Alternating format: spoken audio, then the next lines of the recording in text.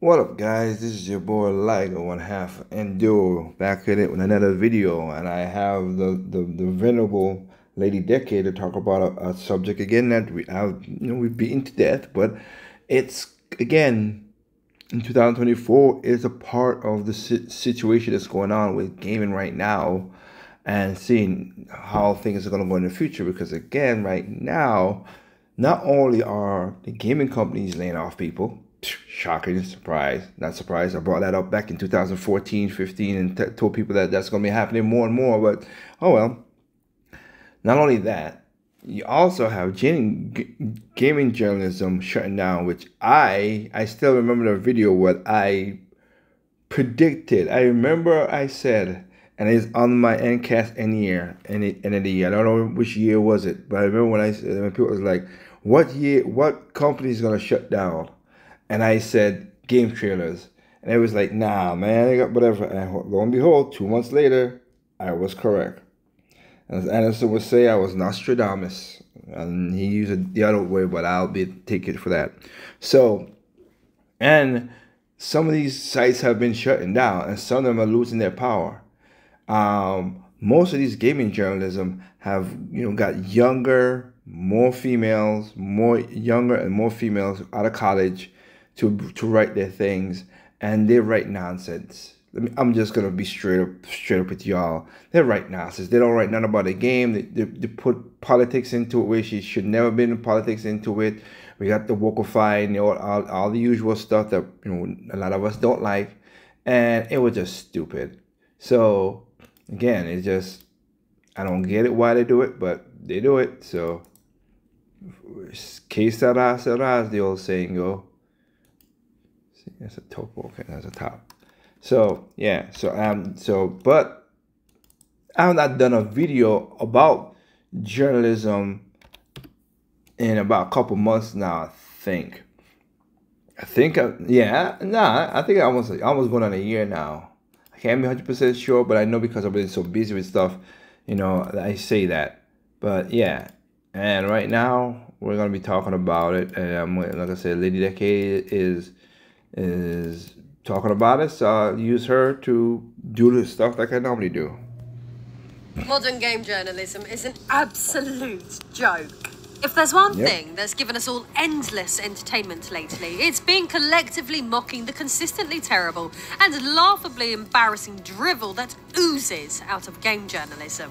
Whether it's their absurd claims that Eve's design in Stellar Blades is so unrealistic that it could make real women want to off themselves, or the laughable suggestion to avoid black myth Wukong because a developer made an edgy joke 2 decades ago. They never fail to bring something astoundingly idiotic to the table. It's like they compete to outdo themselves in sheer stupidity.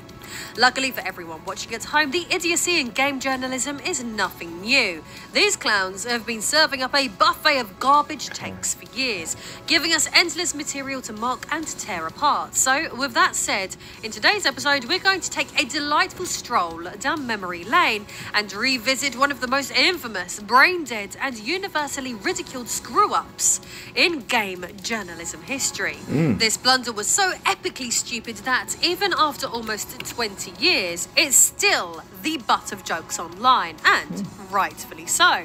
So join me as we revisit this notorious tale and poke fun at this IGN-induced disreputable disaster. I am Lady Decade, and this is the God Hand controversy and the most hated game review ever.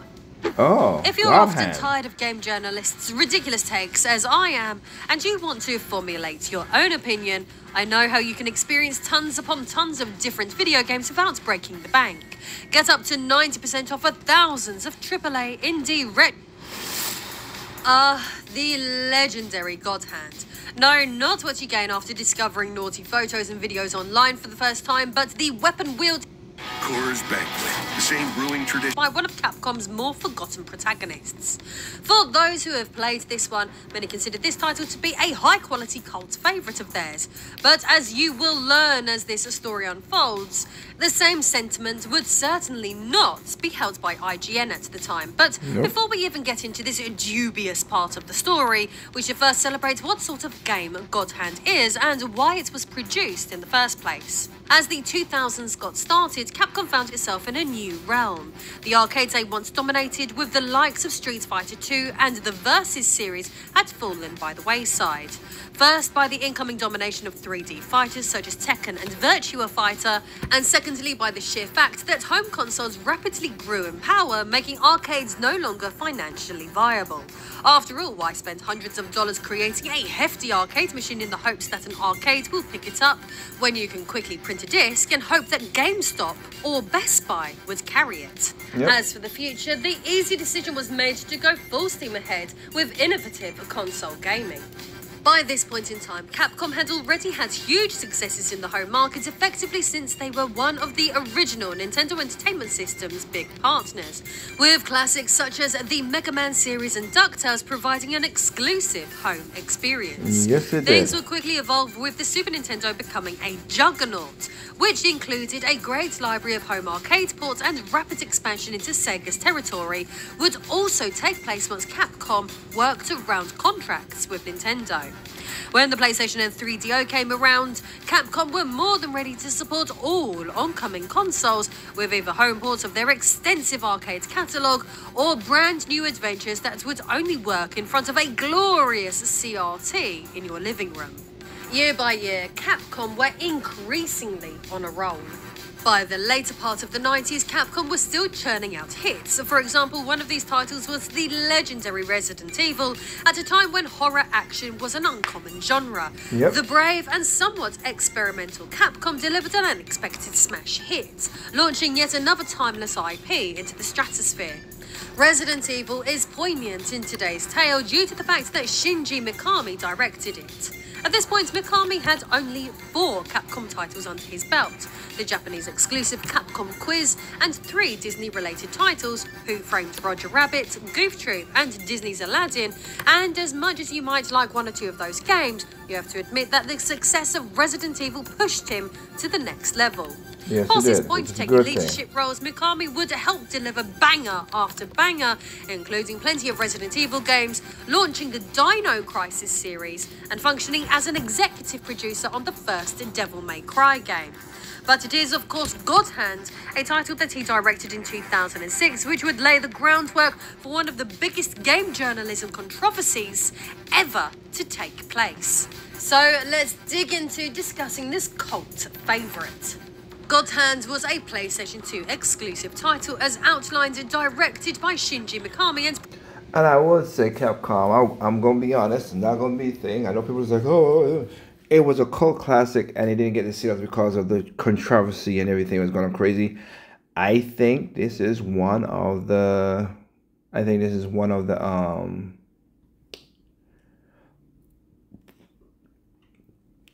games that should be redone. I really do. I think it should be redone. I think it's one of the games that should be redone, for sure, because it is a classic, like Lollipop. Like right now, you guys got Lollipop, whatever, and I think that would have been better in that regard. So hopefully, you guys are working on that concept. Just saying. Let's continue. Produced by Atsushi Inaba.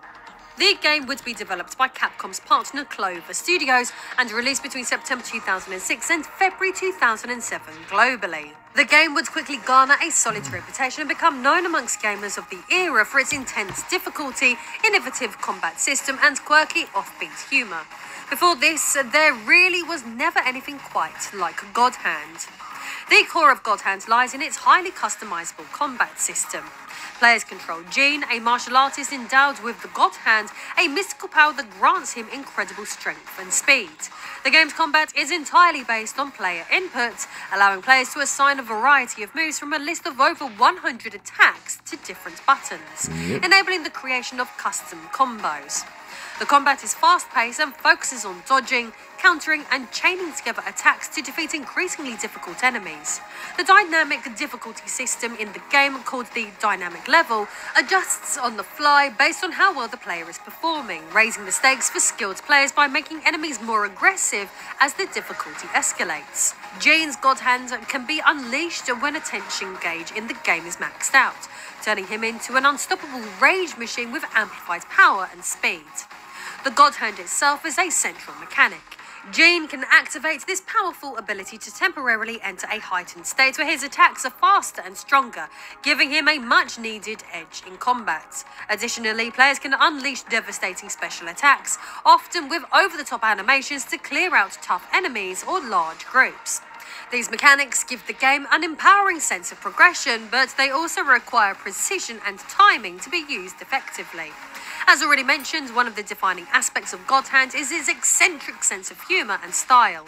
The game doesn't take itself too seriously, featuring bizarre enemies such as a gorilla in a lucha libre mask and a pair of dominatrix sisters, as well as absurd dialogue and comical situations. This humour is often self-referential, poking fun at action game cliches and creating a playful, tongue-in-cheek atmosphere. Again, this is why I said this one needs to be remastered. I think you guys should do it, Capcom. It's just classic, just funniness, and that's what I mean. Like, because a lot of games now are trying to take themselves too daggone serious. Oh, we're trying to make a cinematic experience. No. Video games is supposed to be fun. Let's just have fun, okay? Let's roll with that, shall we? Stick with fun. Fun is good. Let's stick with fun. Instead of trying to call off hoity-toity or something like that, man. It's just not needed. So, again, wouldn't mind a remake of this game. Visually, God Hand adopts a cartoonish, exaggerated art style. Though it was not particularly praised for its graphics upon release, the game's visual identity is distinctive, especially when paired with its wacky character designs and flashy attack animations. The soundtrack, which mixes funky beats with energetic rock, complements the game's fast-paced action, while the voice acting adds to the humorous, over-the-top feel of the entire experience. Essentially, God Hand is a great, somewhat experimental title that is a far cry in quality from some of the offerings of today. Yep. For those who are following along with what we knew about the development process behind this game, keen players were given the opportunity to learn more about the game in a preview of the title. Atsushi Inaba told GameSpy, "The concept is all about physical combat with a huge variety of moves. We've gotten rid of the guns and swords, stripped it down so to speak, and made the gameplay very stoic. Then we added a bunch of comical touches to liven it up. Perhaps all of that means it shares that same style as 80s action anime. Yeah. I am confident that God Hand will deliver a worthwhile game." I mean, it looks like Fist of the North Star. That's mostly what I got when I used to see it back then. Experience. It differs from the famous games of the years past in that there is no guarantee you'll beat the game.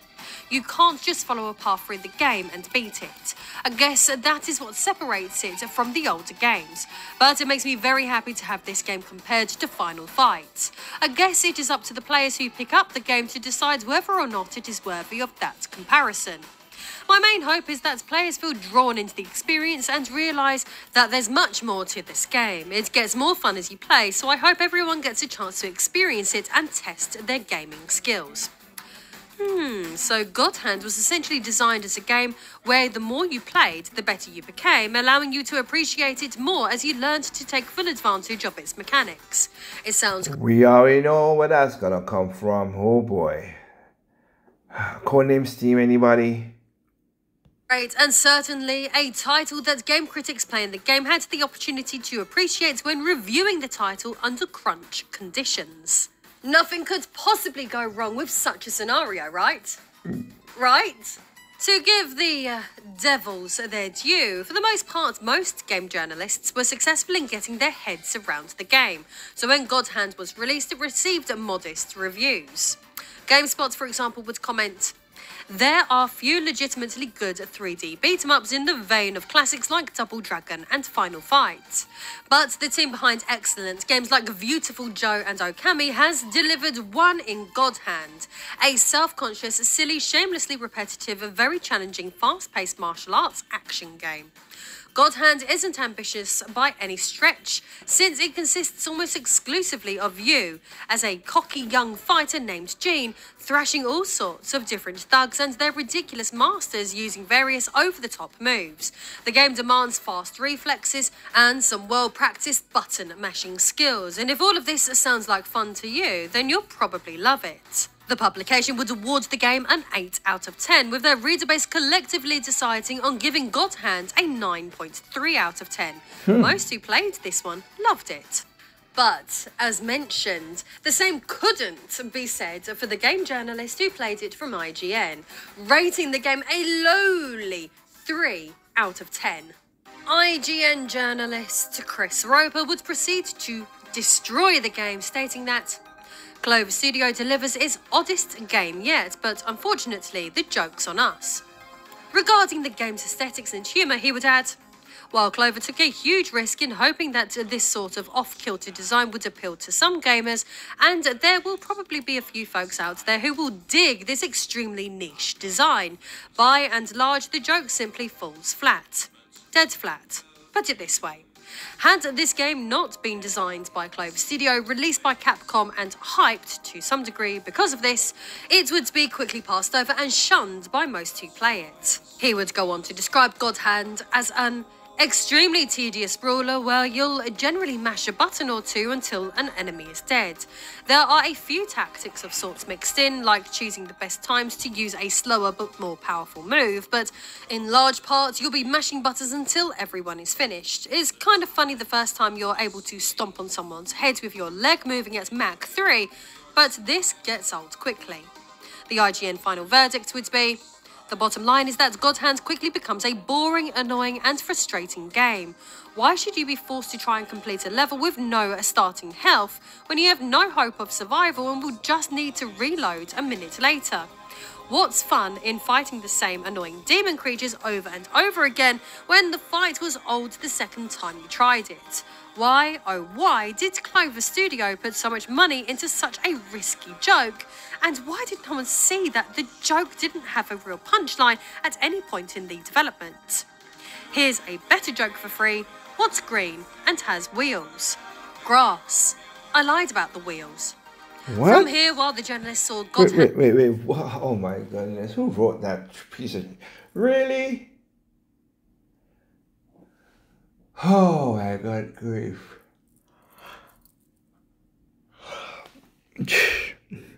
I can see why this really got a bad... And who wrote this? You that was horrible. Bad joke, bad... Again, it gives me... Codename Steam all over again. As a joke that missed the mark, large portions of the internet would be outraged by what they deemed to be an unfair review. But surely this is just one gamer's opinion against others, or was the situation more nuanced than that? For those who have played God Hand and read the criticism of the game from other sources, many felt it was unjustifiably low. This score was particularly shocking given that Clover Studio, the developer, had previously released banger after banger. Fans believed that the reviewer Chris Roper did not appreciate the game's unique style and humour. Chris Roper, okay. They argued that the review focused too much on the game's unconventional elements, such as its old-school mechanics and quirky humour, rather than its innovative combat system. Since the review described God Hand as borderline unplayable and criticised its graphics, camera system and difficulty, many fans felt that the review was overly harsh and focused too much on the game's flaws, failing to appreciate its intentionally offbeat and challenging design choices. Fans of the game and critics of the review argued that the 3.0 rating was disproportionately low when compared to other games from the same period that had similar issues with camera or difficulty, but received higher scores. The disparity between the tone of the review and the actual score also felt as usual. The review sparked a strong reaction from the gaming community. Many players who enjoyed the game felt that the review was unfair and did not reflect their positive experiences. This led to a significant amount of backlash, with some fans even going as far as calling for the reviewer's dismissal. Criticism would continue to mount against Chris Roper, with posts of message boards being readily available that describe him as being bad at action games. Some posts would describe Chris as not knowing how to play the game, with one criticising him that the way he describes his game plan was punch, punch, get hit, panic, backflip, and for some games, a plan that simple will get you through, but not for God Hand. In the eyes of many... Exactly. Like I said, you have games that's beat 'em up. It's a 3D beat 'em up. And also, it was at a time where things was getting, you know, graphics and people started to do certain things. So yeah.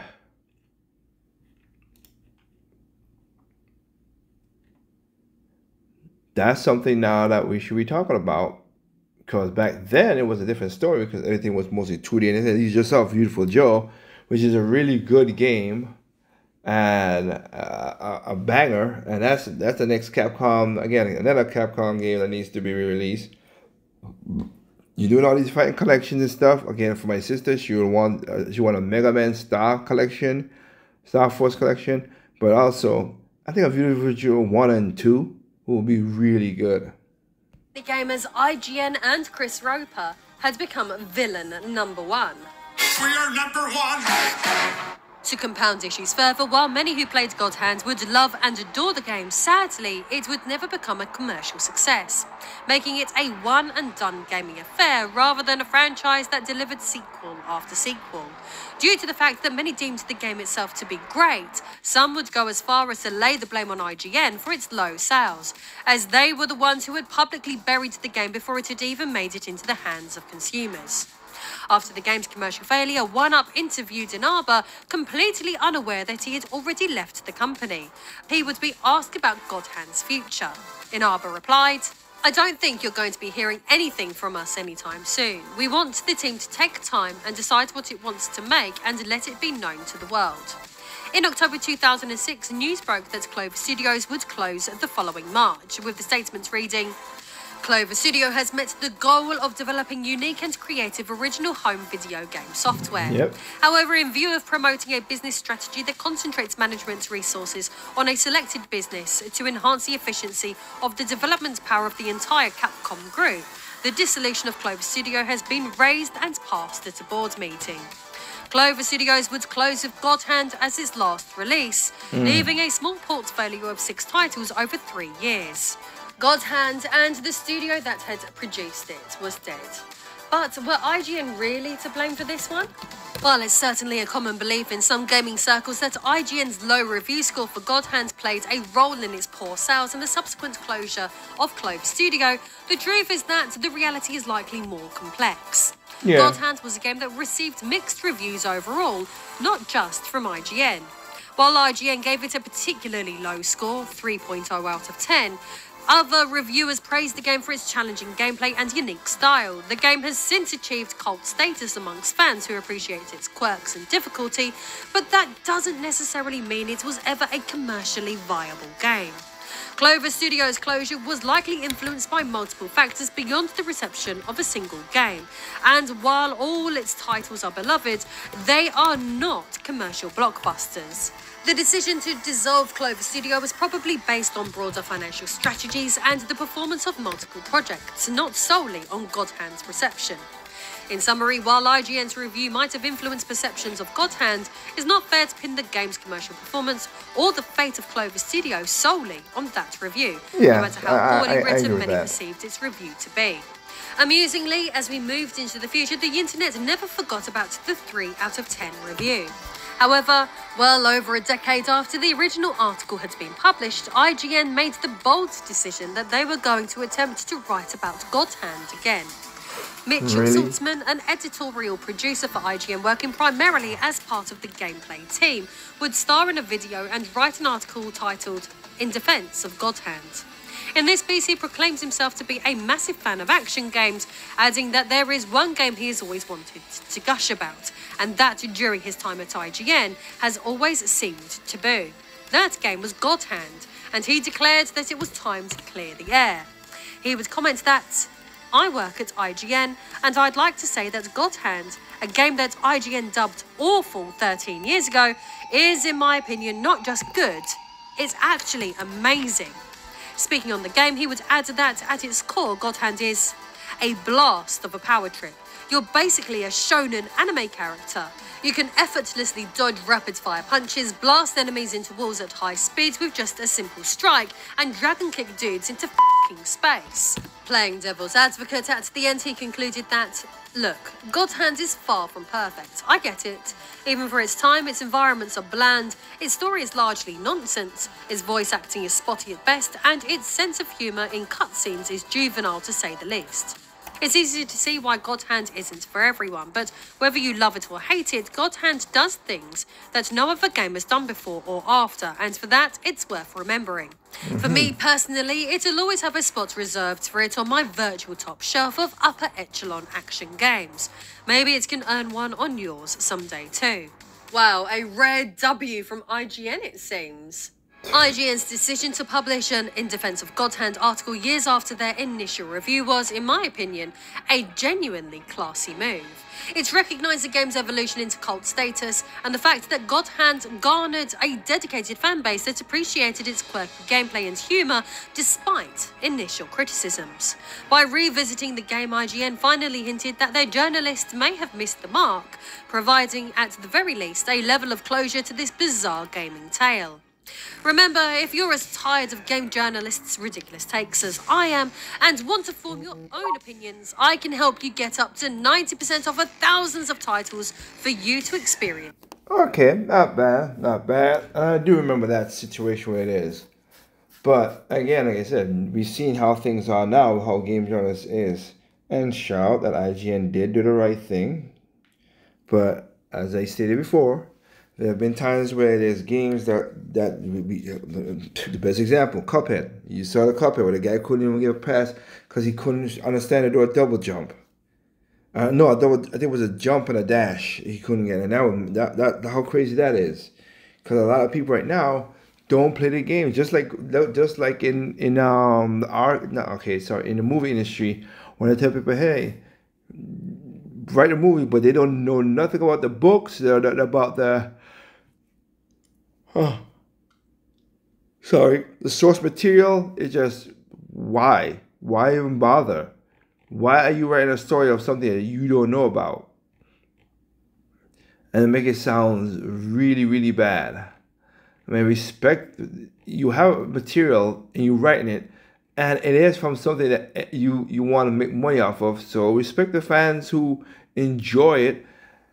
And in many cases, you will get something. Like I said, a lot of people, I mean, Cowboy Bebop is one of them. I could go many, many more. But it's like, you literally had a person who made Cowboy Bebop, and you didn't want his thing because, oh, he was sexist and some dumbass crap that y'all always do. Jeez Louise. Not helpful.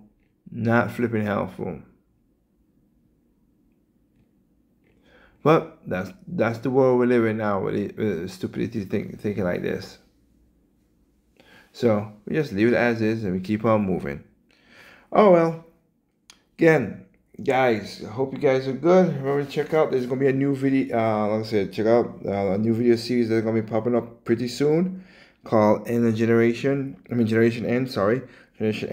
I'm thinking I'm gonna do a video every Friday night.